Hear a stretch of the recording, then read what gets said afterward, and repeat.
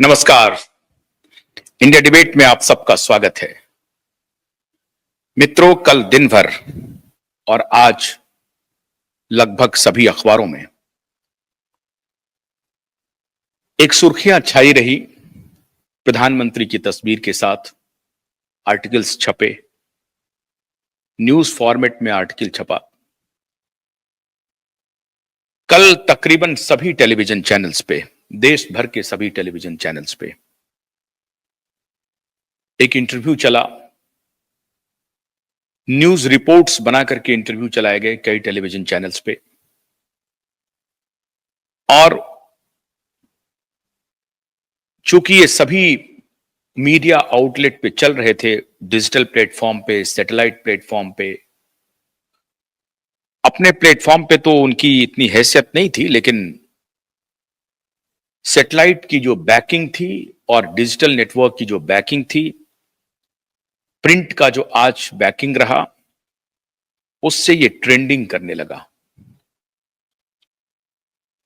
किसी को भी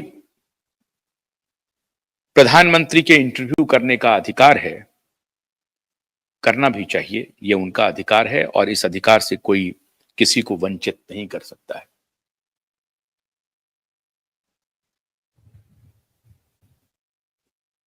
टेलीप्रॉम्प्टर से दिया गया इंटरव्यू है या स्पॉन्टेनियस इंटरव्यू है,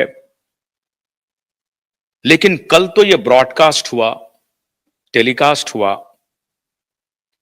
इंटरनेट पे वेबकास्ट हुआ, प्रिंट में छपा, और अभी महीनों इसके क्लिप्स छपते रहेंगे, कटते रहेंगे सोशल मीडिया पे, टेलीविजन चैनल्स के डिजिटल प्लेटफॉर्म पे छोटे छोटे क्लिप कटते रहेंगे और आगे बढ़ते रहेंगे। लेकिन ये इंटरव्यू तकरीबन 2 महीने पहले की है। मुझे याद है कि कल जब मैंने आपसे जिक्र किया कि एक मुलाकात हुई है कुछ दिन पहले, उस मुलाकात में मेरा इशारा इसी इंटरव्यू की तरफ था।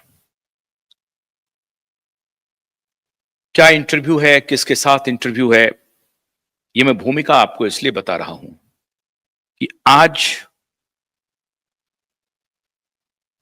यह बताना बहुत जरूरी है कि कल जो मैंने आपको सूचना दी, वो सूचना कितनी पुख्ता थी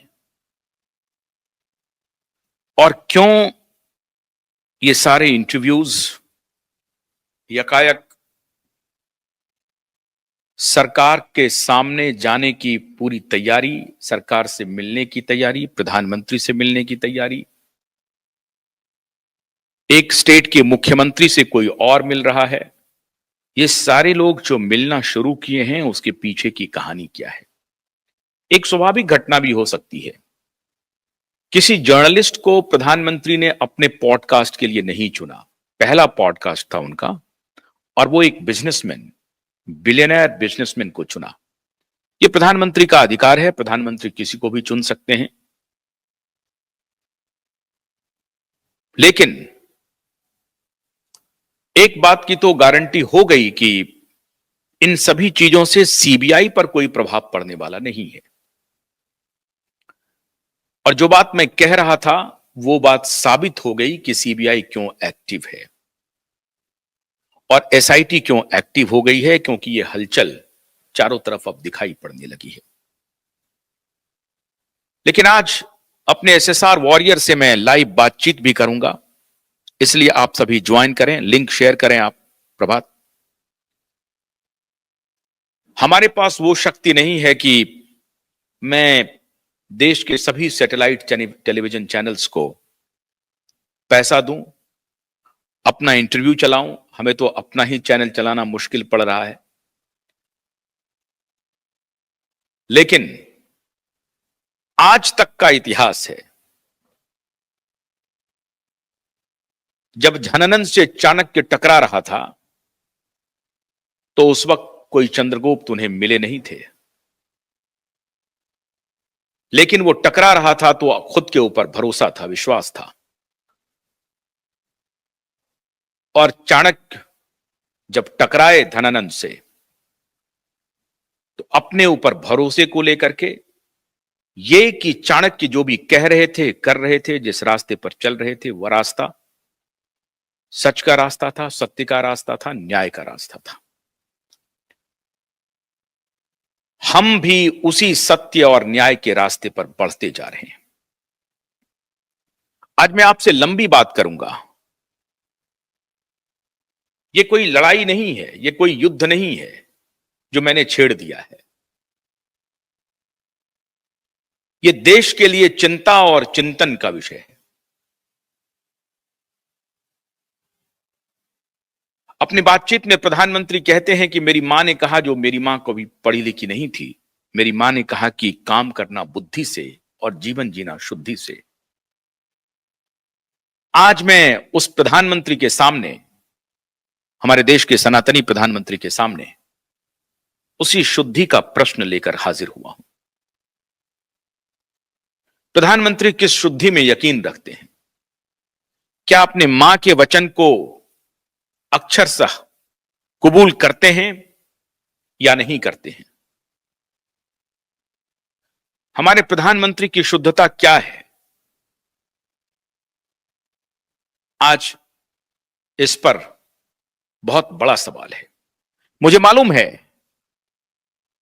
कि देश के सभी टेलीविजन चैनल्स, देश के सभी लेगेसी मीडिया समूह मजबूती से उस इंटरव्यू को ब्रॉडकास्ट किया, पब्लिश किया। लेकिन यह पब्लिश क्यों हुआ, कैसे हुआ, वो एक ब्रांडिंग है और ये ड्वेल ब्रांडिंग है। एक तरफ हमारे प्रधानमंत्री मोदी जी की कोई आपत्ति नहीं है। आपको किस ब्रांड की आवश्यकता है? ऑलरेडी आपकी ब्रांडिंग है।